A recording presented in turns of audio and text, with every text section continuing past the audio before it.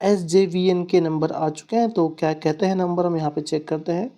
Income की तरफ नज़र डालते हैं तो सिंपल आपको यहाँ पे दिखाई देंगे नंबर।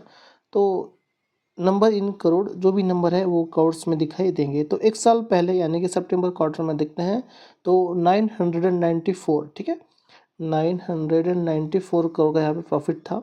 और पिछले क्वार्टर की बात करते हैं तो 822 करोड़, ठीक है।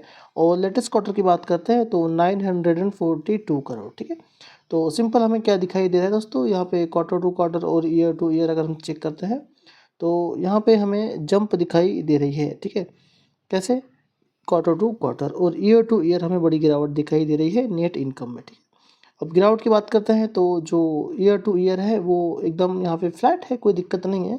पर क्वार्टर टू क्वार्टर यहाँ पे जंप बात करते हैं तो लगभग 13% की हमें यहाँ पे जंप दिखाई दे रही है quarter to quarter net income में, ठीक है। चलो अब यहाँ पे एक्सपेंसेस की तरफ नज़र डालते हैं, क्योंकि खर्च भी देखना बहुत इंपॉर्टेंट होता है, ठीक है।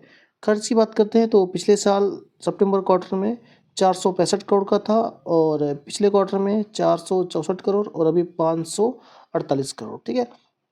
तो क्वार्टर और क्वार्टर ईयर टू ईयर भी हमें यहाँ पे जंप दिखाई दे रही है एक्सपेंसेस में, ठीक है। अब इसका सबसे बड़ा जो रीज़न हो सकता है दोस्तों, जैसे कि यहाँ पे हमें दिखाई दे रहा है, ठीक है, जो यहाँ पे देखिए फाइनेंशियल कॉस्ट, ठीक है, उसमें हमें बड़ी यहाँ पे जंप दिखाई दे रही है ईयर टू ईयर और क्वार्टर टू क्वार्टर, ठीक है। पिछले साल बात करते हैं तो 166 करोड़ का जो फाइनेंशियल कॉस्ट दिखाई दे रहा था, पिछले क्वार्टर में यहाँ पे हमें 182 करोड़, अभी देखिए यहाँ पे लगभग 270 करोड़ यहाँ पे दिखाई दे रहा है, ठीक है, फाइनेंशियल कॉस्ट। इसके चलते दोस्तों यहाँ पे बड़ा एक्सपेंसेस नज़र आ रहा है, ठीक है। अब देखते हैं कि इसका हमें प्रॉफिट में क्या इफेक्ट देखने को मिलता है, ठीक है।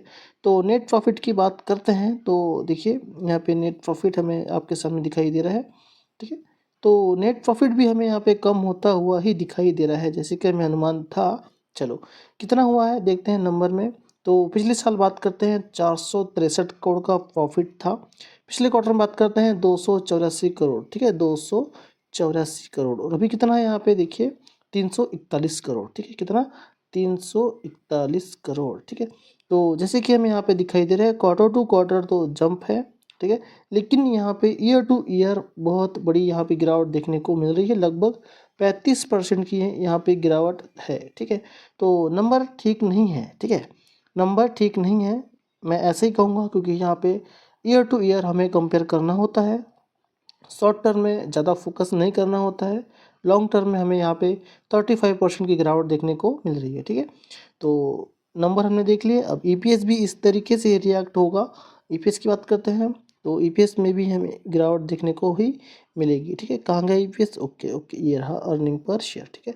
तो पिछले साल बात करते हैं 1.21 रुपीज़ और पिछले क्वार्टर में था 0.66 रुपीज़ और अभी है 0.95 रुपीज़, ठीक है। तो यहाँ पे ईपीएस भी घटता हुआ ही दिखाई दे रहा है। चलो ठीक है, अब मार्केट के अनुमान की बात करते हैं तो ये भी ठीक ठाक ही है, जो मार्केट ने अनुमान लगाया था उसी के हिसाब से यहाँ पे कंपनी का इनकम निकल कर आ रहा है।